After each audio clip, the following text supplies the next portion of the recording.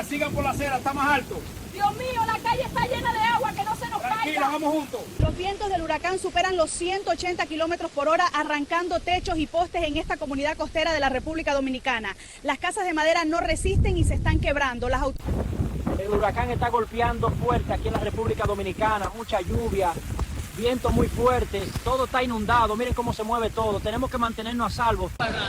El paso del huracán por esta zona de la República Dominicana ha dejado devastación. Los techos de muchas casas, como el que vemos aquí, fueron arrancados por completo.